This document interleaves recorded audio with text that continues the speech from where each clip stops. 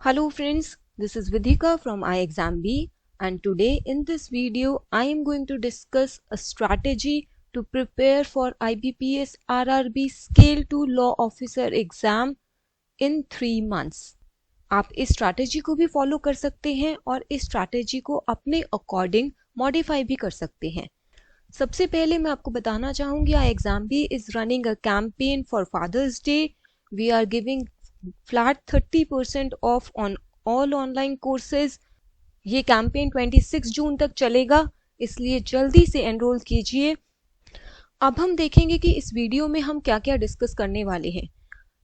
सबसे पहले हम एग्जाम डेट, टेंटेटिव शेड्यूल को डिस्कस करेंगे, then we will try to see the exam pattern, then we will look at the cutoff and we will analyze the cutoff. Then we will try to learn a strategy to prepare for this exam. And at the end, I will give you few important tips to prepare for this exam. So let's begin with our first thing, the exam date. IBPS RRB की notification के according application form 8 जून से 28 जून तक भर सकते हैं। तो अगर अभी तक आपने application form नहीं भरा है, there is time. Please go and fill the application form.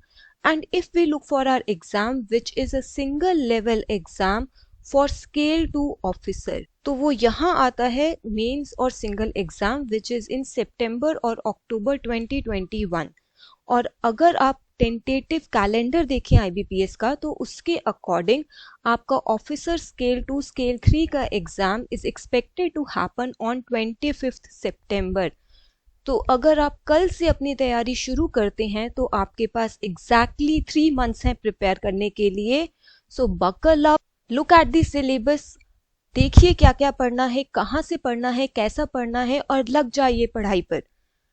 Next we will discuss about the exam pattern. तो IBPS RRB scale 2 officer exam 2 phases में होगा।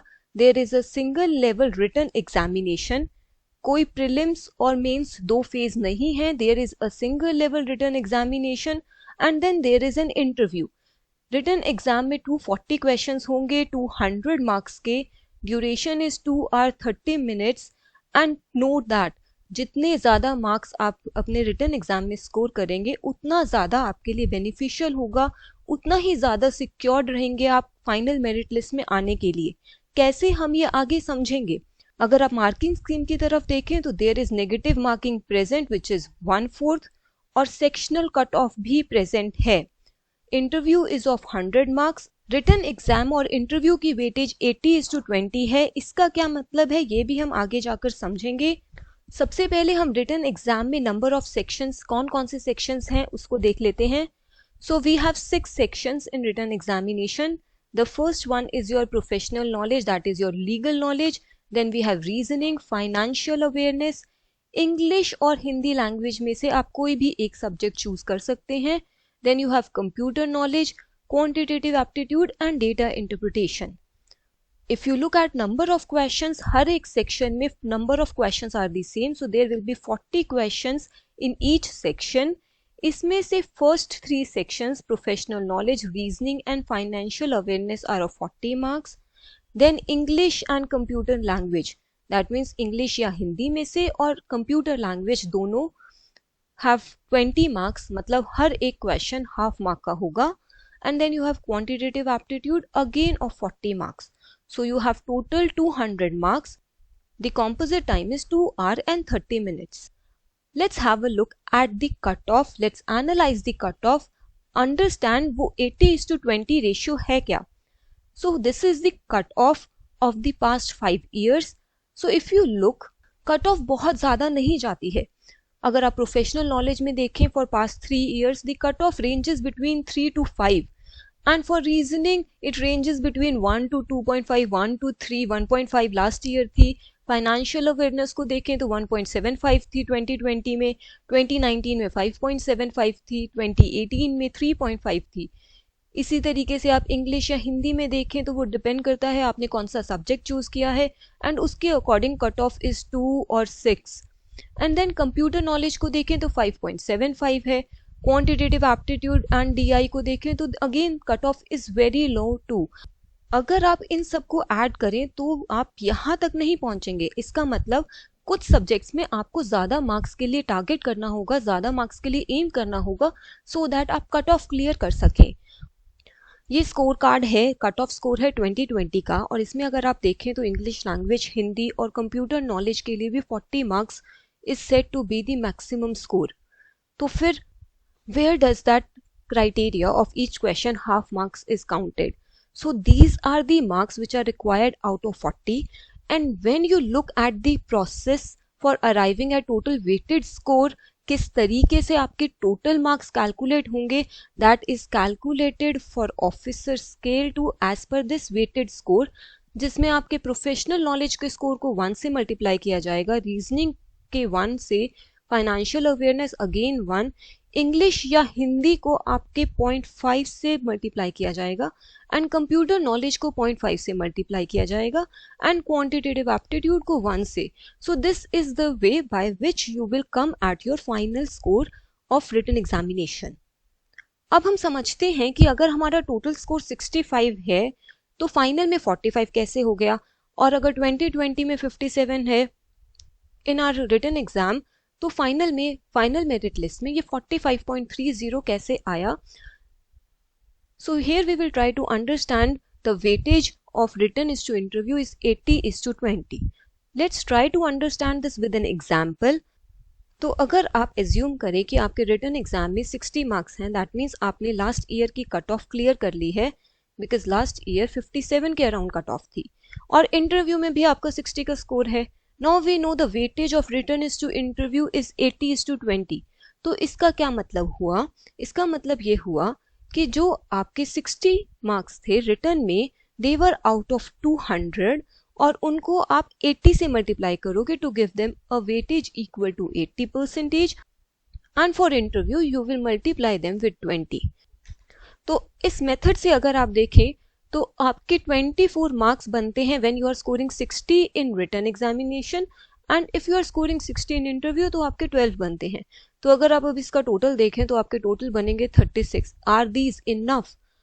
अगर आपको ध्यान हो तो फाइनल मेरिट लिस्ट में कट ऑफ थी 45, तो उसके लिए अब आपको क्या करना होगा, इवन इफ आप अपने इंटरव्यू में 100 स्कोर कर ले तो भी 20% वेटेज के 20 वेटेज के हिसाब से it will become 20 marks, then you add 20 to it, वो आपका 44 बनेगा। तो इसका मतलब अगर आप चाहते हैं कि आपका फाइनल मेरिट लिस्ट में आपका नाम हो, तो आपको कट ऑफ क्लियर करने के साथ साथ रिटन एग्जाम में थोड़े हाई मार्क्स स्कोर करने, टारगेट करने होंगे, और उसी के अकॉर्डिंग आपको अपनी प्रिपरेशन करनी होगी। So whenever you are preparing, whenever you are trying to attempt questions, trying to attempt mock test, target for a score between 80 to 100 so that आप बहुत safe और securely final merit list में अपना नाम देख सकें।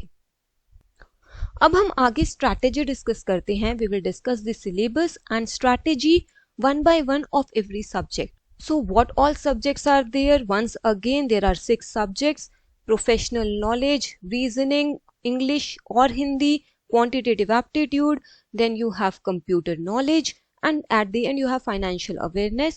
हर एक सब्जेक्ट से 40 क्वेश्चंस आएंगे, एंड इन सबके डिफरेंट मार्क्स हैं। अब हम स्टार्ट करते हैं अपनी स्ट्रैटेजी से। तो सबसे पहले आपको क्या करना है, take a mock test, take a practice test. क्यों? उससे क्या होगा, आपको ये पता चलेगा कि आप एट प्रेजेंट किस पोजीशन पे हैं, एंड देन आपको उससे इम्प्रूव करना है। उस टेस्ट में आपके कितने मार्क्स आते हैं दैट इज इररिलेवेंट, उससे आपको डीमोटिवेट नहीं होना है।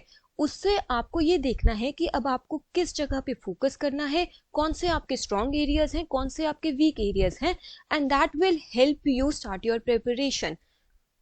तो सबसे पहले एक मॉक टेस्ट अटेम्प्ट कीजिए। ixamBee की वेबसाइट पे आपको ये मॉक टेस्ट मिल जाएगा। ixamBee offers free mock test for every exam. आप ixamBee.com पर जाइए और वहां पर फ्री मॉक टेस्ट में IBPS RRB के मॉक टेस्ट को अटेम्प्ट कीजिए and start your preparation. Now professional knowledge में there are a lot of acts that you need to focus on. But जो भी एक्ट्स स्क्रीन पे मेंशन है ये सभी एग्जाम पॉइंट ऑफ व्यू से इंपॉर्टेंट है। अगर आप 2020 का पेपर देखें, जिन्होंने भी अटेम्प्ट किया है, and whatever question they told us, according to that These are the sections from which most of the questions came. Negotiable instrument act बहुत इंपॉर्टेंट है, इसमें से 5 to 6 क्वेश्चंस आए थे. And similarly when you go to company act, that was also important, उसमें से भी आपको 4 to 5 क्वेश्चंस मिल गए थे.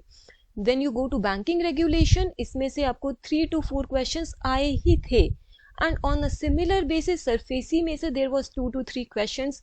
तो उसके बेसिस पे you should prepare. From constitution there were 3 to 4 questions, and from all other acts which are highlighted on the screen, which are marked in red, उसमें से 1 या 2 questions पेपर में जरूर आए थे. So these are the areas you should begin with. अब इनमें से कुछ सब्जेक्ट्स हैं जो आपने अपने लॉ की डिग्री अपने LLB में पढ़े हैं. Constitution, contract, specific relief, IPC, CRPC, CPC, evidence, तो ये सब आपने अपने लॉ में अपने LLB की डिग्री में पढ़े थे. सो इन सब के लिए योर स्ट्रैटेजी शुड बी कि आप इसको रिवाइज करें. इसके लिए जितने आप क्वेश्चंस अटेम्प्ट करेंगे that will help you in your revision. और बाकी सब जो आपके बैंकिंग लॉज हैं जो आपके सामने पहली बार आए हैं, उन सब के लिए what you have to do is first give a thorough reading and try to understand that act and then go to its revision and practice. अब आप सोर्सेज क्या क्या यूज कर सकते हैं for theory. All of you know bare acts are available, तो आप अपने बेयर एक्ट से पढ़ सकते हैं. आप अपने लॉ के नोट से पढ़ सकते हैं जो आपने LLB में अपने constitution, contract, CPC, CRPC, IPC के लिए नोट्स बनाए हैं, आप उससे पढ़ लीजिए. या फिर आप कहीं से स्टडी नोट्स ले लीजिए. They will be crisp, they will be up to mark, up to date, उसमें इंपॉर्टेंट सेक्शंस मेंशन होंगे, तो आप स्टडी नोट्स भी ले सकते हैं. And then blend your theory with practice mock test, practice chapter test. एक लॉ खत्म किया, उसका चैप्टर टेस्ट अटेम्प्ट किया, so that you are able to analyse कि आपने उस लॉ में से कितना समझा है और आप उसके कितने क्वेश्चंस अटेम्प्ट कर सकते हैं. When you are attempting MCQs, when you are attempting questions, attempt understanding direct application. There could be situation based questions, there could be direct bare act knowledge questions. So practice every type of question. Now moving to our second section. अब इसमें 2 part हैं, puzzles and seating arrangement, that are really very important. और आप इसमें से expect कर सकते हैं कि आपके 15 to 20 क्वेश्चंस इसमें से आएंगे ही. Other than that you have syllogisms, that is very important. Then you have input output, blood relationships, coding decoding, ranking. These are really very important और इनमें से आप सब में से 3 से 4 क्वेश्चंस एक्सपेक्ट कर सकते हैं, सो दैट टोटल क्वेश्चंस 40 बन जाएं. तो अगर अब आपको रीजनिंग पहले से आता है then it is very good for you. All you have to do is practice.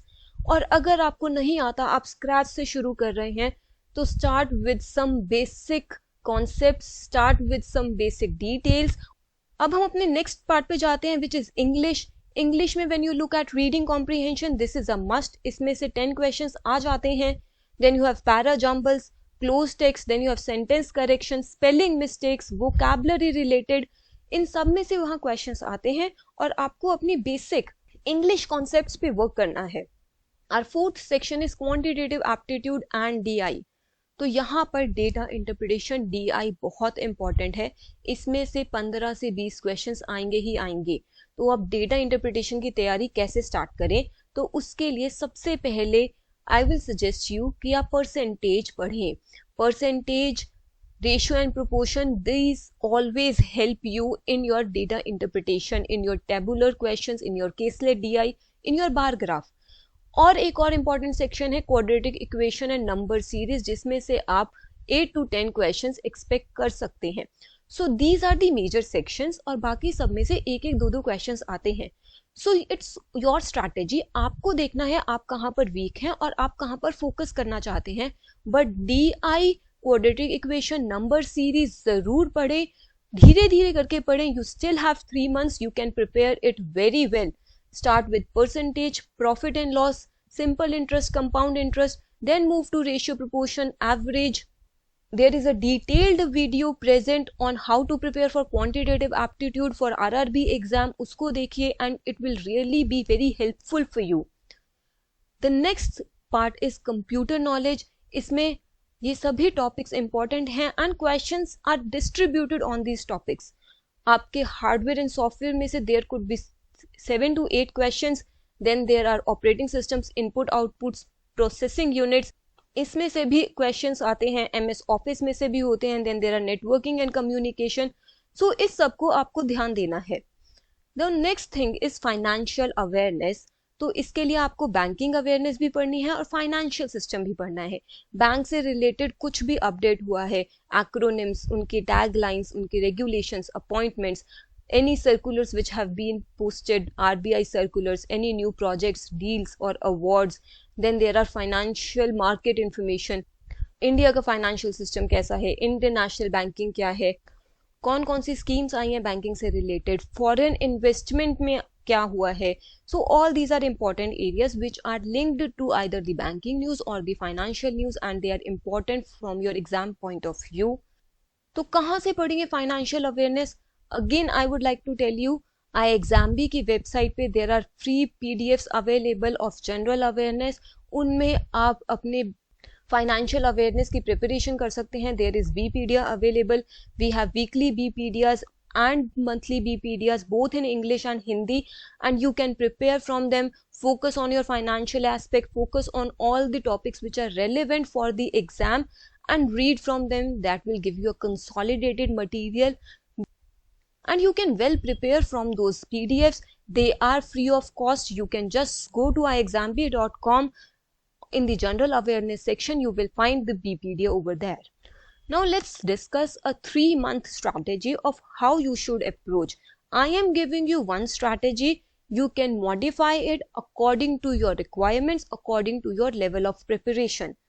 तो सबसे पहले फर्स्ट मंथ में what you should focus on, you should focus on new law subjects, banking related subjects, NI Act, SARFAESI Act, banking regulation, banking ombudsman scheme, bankers book evidence act, RRB Act.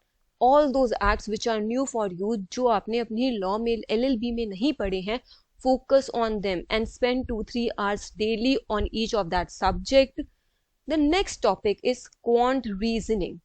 तो इसमें if you are a beginner you should clear your concepts. आप इनमें से कोई भी एक subject उठाइए, alternate day पे उठाइए so that you are able to give proper time to it and try to finish one topic whenever you pick it up. पहले मंथ में आपका फोकस अपने कॉन्सेप्ट क्लैरिटी पे होना चाहिए. आपको जो भी नहीं आता, आपको पजल्स का नहीं पता, सीटिंग अरेंजमेंट्स का नहीं पता, डेटा इंटरप्रिटेशन नहीं पता कैसे सॉल्व करना है, तो उनके बेसिक लेवल क्वेश्चंस को उठाइए, उनके कॉन्सेप्ट्स को समझिए and try to solve them. Financial awareness I will advise you to study daily. हर रोज फाइनेंशियल अवेयरनेस पढ़िए, बीपीडिया से पढ़िए, न्यूज़पेपर से पढ़िए, अगर आपके पास कोई और सोर्स है वहां से पढ़िए, but do it on a daily basis. That is the way you will be able to prepare it. And the last one is English और हिंदी. तो आप जो भी सब्जेक्ट चूज करते हैं उसको आप लोग हफ्ते में एटलीस्ट 2 बार देखिए, उसके कुछ कॉन्सेप्ट देखिए, वोकैबुलरी देखिए, look at idioms and phrases, look at passive active voice. जो भी आपको लगता है, take up 2 topics and try to study them, try to improve your vocabulary. There is one more subject which is there, that is your computer, and also try to read at least one topic on a daily basis. तो उससे क्या होगा, आपने कोई भी एक छोटा topic लिया, उसको पढ़ लिया, उसको समझ लिया, so it will be easy for you to revise. First month के एंड तक your target should be that आपने मोस्ट ऑफ द सिलेबस, अपना 70 to 80% ऑफ द सिलेबस एक बार पढ़ लिया है. नाउ कमिंग टू मंथ 2, आपका यहाँ पर मंथ 2 में क्या काम होगा, यू हैव टू रिवाइज. आपको रिवाइज करने हैं अपने LLB के सब्जेक्ट जो आपने फर्स्ट मंथ में नहीं देखे थे. IPC, CPC, CRPC, contract act, जो भी आपने अपने लॉ में पढ़े हैं उनको रिवाइज कीजिए, और जो आपने फर्स्ट मंथ में न्यू लॉ सब्जेक्ट्स पिक किए हैं उनको भी यहाँ पर रिवाइज कीजिए on a daily basis. Then now coming to quant और reasoning, again I will advise you to take it on an alternate day. और यहाँ पर अब आप अपने important areas पे focus कीजिए. अगर आपने फर्स्ट मंथ में अपने कॉन्सेप्ट्स क्लियर कर लिए हैं, so now it is easy for you to focus on important areas, to focus on seating arrangement, to focus on syllogisms, to focus on puzzles, blood relationships. आपके concepts clear हो गए हैं, तो यहाँ पर सेकेंड मंथ में आपको practice करना. फॉर क्वांट एंड DI आपको न्यूमेरिकल सीरीज, आपको quadratic equations and data interpretation questions के लिए DI take it a little bit higher level. अगर आप पहले मंथ में बेसिक लेवल प्रिपेयर कर रहे थे तो अब आप नेक्स्ट मंथ में you will take up moderate to difficult level so that you are able to prepare on a wholesome basis. Financial awareness I will again mention कि आप डेली पढ़िए और आपने जो पिछला पढ़ा है उसको भी रिवाइज कीजिए. बिना रिविजन के it will be very difficult for you to remember the appointments, remember the schemes. Coming to your English, again now you should practice it twice a week so that you are able to prepare well for the exam. अगर आपने Hindi choose किया है तो आप हिंदी की चीजें कीजिए, don't do it for English. And now coming to our next section which is computer. Whatever is left उसको पढ़िए, उसको रिवाइज कीजिए और उसके क्वेश्चंस को अटेम्प्ट कीजिए. Whenever you are revising, remember that सबसे अच्छा मेथड रिवाइज करने का ये होता है कि आप थ्योरी पढ़ चुके हैं, आपने थ्योरी को एक बार दोबारा पढ़ लिया, बट आपने कितना ग्रास्प किया, कितना उसमें से समझा. For that you should attempt mock test, for that you should attempt chapter test, practice test. क्योंकि जब आप उन थ्योरी को अप्लाई करेंगे तब आपको समझ आएगा कि आप एग्जाम में कितना अपने ब्रेन से प्रोड्यूस कर सकते हैं. Now coming to our final month 3. तो यहां पर आपको क्या करना है, major part is your revision and your practice. Expecting आपके फर्स्ट 2 मंथ्स में आपका लॉ का सिलेबस आपने एक बार खत्म कर लिया है, so now the focus should be revision and practice. आपने कोई भी एक एक्ट लिया, नेगोशिएबल इंस्ट्रूमेंट्स एक्ट लिया, अब आपको क्या करना है, उसके क्वेश्चंस ट्राई कीजिए, उसको अटेम्प्ट कीजिए. जितने ज्यादा क्वेश्चंस आप ट्राई करेंगे उतनी ही ज्यादा आपको कॉन्सेप्चुअल क्लैरिटी मिलेगी. For quant and reasoning, again practice a lot of questions. Financial awareness के लिए आपको क्या करना है, ये अभी भी आपको पढ़ना है क्योंकि हर रोज न्यूज आ जाती है. हर रोज, हर महीने there are new things happening in the environment, in the surroundings, and you have to read it on a daily basis and also revise it. English अब आपको प्रैक्टिस करना है, आपको आरसी प्रैक्टिस करना है, आपको क्लोज टेक्स्ट प्रैक्टिस करना है. और आप कैसे प्रैक्टिस कर सकते हैं ये सब चीजें, इवन फॉर कंप्यूटर अवेयरनेस आप कैसे प्रैक्टिस कर सकते हैं, अटेम्प्ट मॉक टेस्ट. जितने ज्यादा मॉक टेस्ट आप अटेम्प्ट करेंगे उतना ज्यादा आपके लिए बेहतर होगा. Try to attempt 2 mock test a week. सिर्फ मॉक टेस्ट अटेम्प्ट नहीं करना है, उनको एनालाइज करना है, समझना है कहाँ गलती रह गई. अगर क्वांट और रीजनिंग के किसी क्वेश्चन में गलती हुई है तो क्यों हुई है, उस कॉन्सेप्ट को पढ़कर दोबारा क्लियर करना है. अगर लॉ के किसी क्वेश्चन में गलती हुई है तो एक्ट को देखिए, उस सेक्शन को दोबारा देखिए और समझिए कि क्यों ये गलती हुई है. And similarly for each and every section in the exam. I would like to bring here a very good quote. A vision and strategy aren't enough. The long-term key to success is execution each day, every day. मैंने आपको एक strategy बताई, आपने vision बना लिया, आपको IBPS RRB scale 2 law officer clear करना है, लॉ ऑफिसर बनना है. आपने एक स्ट्रैटेजी भी बना ली अपने लिए, बट आप उसको एग्जीक्यूट ही नहीं कर रही हैं, तो कोई फायदा नहीं है उस विजन का, कोई फायदा नहीं है उस स्ट्रैटेजी का. The long-term key to success is execution. And execution on a daily basis, each day, every day. अगर आपने सोचा है कि आप हर रोज 2-3 घंटे लॉ पढ़ेंगे, 2-3 घंटे फाइनेंशियल अवेयरनेस पढ़ेंगे, 1 घंटा कंप्यूटर अवेयरनेस पढ़ेंगे, एंड सिमिलरली आपने टाइम डिवाइड किया है फॉर अदर सब्जेक्ट्स, तो आपको हर रोज उस पर स्टिक करना होगा. That is the key to success. Execution on a daily basis is the key to success. At the end, I will give you a little bit important tips and tricks which are very important not only for IBPS RRB but for any exam you want to appear, you want to crack that exam. Certain do's and don'ts are there. The first thing I would like to mention is don't hunt social media. यहाँ से एक information ले ली, वहां से वो वाले notes ले लिए, एक वेबसाइट से एक बीपीडिया डाउनलोड कर लिया, दूसरी वेबसाइट से आपने जनरल अवेयरनेस डाउनलोड कर लिया, and you have a lot of information overload हो गया है और अब आपको ये नहीं समझ आएगा कि क्या पढ़ना है और कहाँ से पढ़ना है. And why this happens because you have no trust on a single material. ऐसा नहीं होना चाहिए. What you have to do is look for few good resources. R&D कीजिए, देखिए आपको क्या पढ़ना है, कहाँ से पढ़ना है, और बस लग जाइए पढ़ाई पे. That is the only way to success. 4 general awareness की पीडीएफ्स को गैदर करने से नहीं पेपर क्लियर होगा। पेपर क्लियर होगा जब आप एक जनरल अवेयरनेस, एक फाइनेंशियल अवेयरनेस की पीडीएफ को इतना थरली पढ़ें कि आपको उसमें से कोई भी क्वेश्चन पूछा जाए, you are able to answer it. So the best thing you can do is get down to study, and always trust the sources you have chosen. You have chosen them for a reason. You have done your R&D. So when you have collected your source, when you have collected your material, just trust them and start your preparation. Another thing is, many of the students go without any focus, or they are directionless. So the first thing that you should do is, you should be focused. You should know about the various sections in the exam. You should know the syllabus. You should know कौन कौन से topic important है exam के लिए और कौन कौन से नहीं है. And do not be misled by whatever other people are saying. Follow a direction and prepare in that direction. Next thing is, many people change strategy every day. आज एक स्ट्रैटेजी सुन ली तो लगा हाँ ये अच्छी है, we should prepare with this strategy. After 2 days new strategy came, new strategy सुनी और उसके बाद उसको फॉलो करने लग गए. Don't do this. Follow just one strategy that best suits you. If you have already listened to 2 or 3 strategies, then analyze which is best for you, modify it according to your needs, and follow that strategy. Many people go without any mentor or without any guidance. It is okay if you don't want any mentor or guidance and you are fully confident. आपको पता है आपका ये direction है, आपको पूरी proper guidance, self guidance है, आपने सेल्फ को अवेयर करवा लिया है. So it's okay. But if you need, then do take the help of a mentor. Why? Because mentor makes the work easy for you.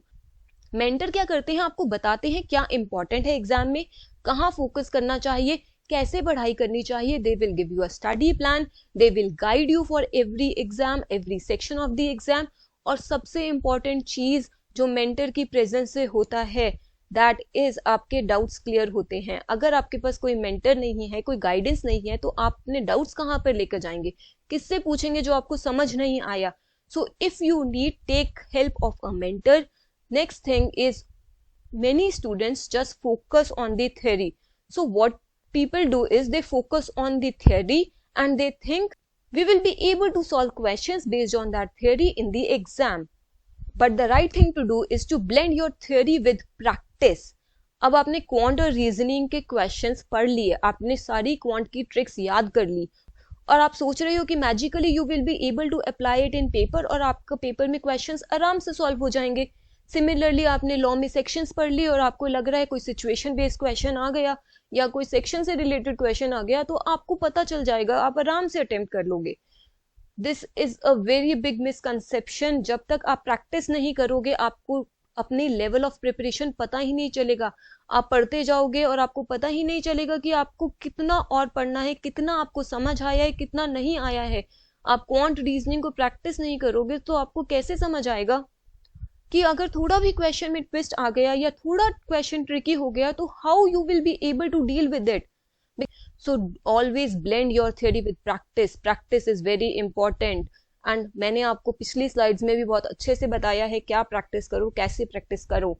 The last and important thing is, many people give mock test and that is very important. Mock test तो देने ही चाहिए, ये तो मैं आपको शुरू से बोल रही हूँ, मॉक टेस्ट दीजिए. बट सिर्फ आपने मॉक टेस्ट दिया, आपने देखा 200 में से आपके 60 स्कोर आए हैं, दैट्स, पर आपने ये चीज एनालाइज नहीं की कि आपके वो 60 मार्क्स कहाँ पर आए हैं, आपके कौन से क्वेश्चंस करेक्ट हुए हैं और आपके 140 मार्क्स कहाँ पर कटे हैं out of 200 marks. So whenever you are giving mock test, take out time to analyse those mock test, that is very important. और उस एनालिसिस में जो क्वेश्चंस, जो कंसेप्ट आपके गलत आए हैं, ट्राई टू थिंक आपने उस वक्त क्या सोचा, क्या मार्क किया और क्यों मार्क किया और क्या होना चाहिए था और क्यों होना चाहिए था. And the more you will attempt mock test, the more you will analyze. This will just help you more in your preparation. Mock test का एक और फायदा होता है, it gives you exam kind of environment, exam kind of preparation. आप different sources को different times पर पढ़ रहे हैं, different sections को पढ़ रहे हैं. आप 2.5 hours के लिए एक साथ बैठेंगे in order to attempt each and every section of the exam at one time. So you will be able to bring all those different information stored in your brain out at a single time. In the end, I will like to mention here, ixamBee offers you IBPS RRB Scale to Law Officer online course. We give you study notes, crisp study notes, up to date, all of important sections. There are video lessons, doubt sessions to help you in your preparation. We give you full length practice test, mock test. Then there are chapter tests for each and every act, for each and every topic of the exam. There are doubt clarifying classes. Then there are expert faculty for each subject, for financial awareness, for English, for quant, for reasoning, and for law, for each and every section, for computer as well. We give you expert faculty to help you in your preparation, and at the end we also provide you interview guidance from various experts. If you are interested in the course, if you want guidance, you can enroll right now to this course. You can call on the number mentioned on the screen. You can visit our website for various other informations. और ऐसी information बार बार जानने के लिए और to stay informed with strategy of every subject coming up, whatever important sections, whatever important points are there, do subscribe to ixamBee channel and click the bell icon so that whenever a new notification, whenever a new video comes up, you get a ring, you get an alert, and you are able to watch it whenever it is uploaded. Thank you. Wish you all the best in your preparation.